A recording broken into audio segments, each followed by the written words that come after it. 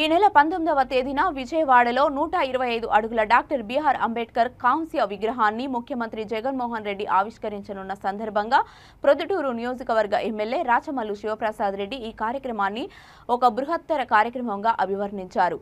ఈ సందర్భంగా ఆయన మాట్లాడుతూ ముఖ్యమంత్రి జగన్మోహన్ రెడ్డి అంబేద్కర్ ఆలోచనలను ప్రజలకు చూపించే ప్రయత్నం చేస్తున్నారని, ఇందుకు గాను ప్రొద్దుటూరు నియోజకవర్గ పరిధిలోని ప్రతి సచివాలయం నుండి 5 మంది దళితులను 19వ తేదీ అంబేద్కర్ విగ్రహ ఆవిష్కరణకు విజయవాడ పంపనున్నట్లు తెలిపారు। ఈ కార్యక్రమంలో పెద్ద ఎత్తున దళిత నాయకులు, దళితులు పాల్గొన్నారు। దళిత నాయకులైనటువంటి ప్రతి సోదరునికి, ప్రతి సోదరికి మీ బిడ్డ రాచమల్లు శిరస్సు వంచి హృదయపూర్వకంగా నమస్కరిస్తా ఉన్నాను।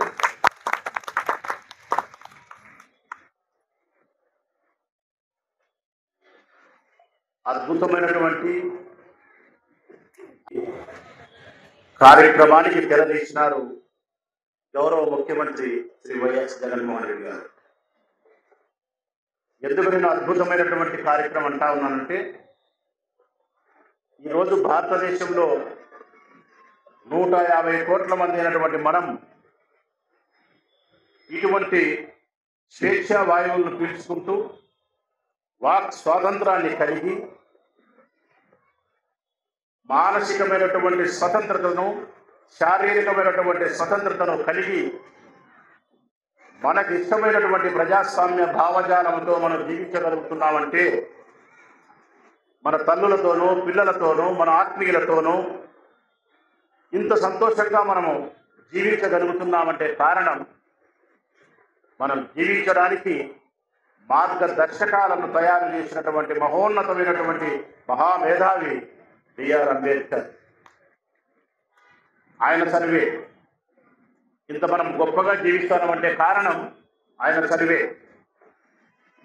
ఆయన భారతదేశానికి మాత్రమే సంబంధించిన మేధావి కాదు, ప్రపంచ జ్ఞానాన్ని అంతటా కూడా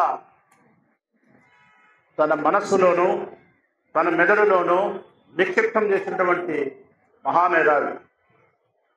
ప్రపంచమంతా తిరిగి ఏ ఏ దేశాల్లో ప్రజలు ఎంత సౌఖ్యంగా జీవిస్తున్నారు, జీవించడానికి ఏ ఏ కారణాలు దోహదపడుతున్నాయనేది క్షుణ్ణంగా పరిశీలించి అవగాహన చేసుకొని ప్రపంచ దేశాల్లోని అనుకూలమైనటువంటి ప్రజలకు అవసరమైనటువంటి విషయాలను ఒకచోట చేర్పు చేసి, కూర్పు చేసి అందమైనటువంటి రాజ్యాంగాన్ని, ప్రజాస్వామ్యబద్ధమైనటువంటి మనకు అవసరమైనటువంటి రాజ్యాంగాన్ని తయారు చేసిన మహోన్నతమైనటువంటి వ్యక్తిత్వం కలిగిన మహనీయుడు అంబేద్కర్।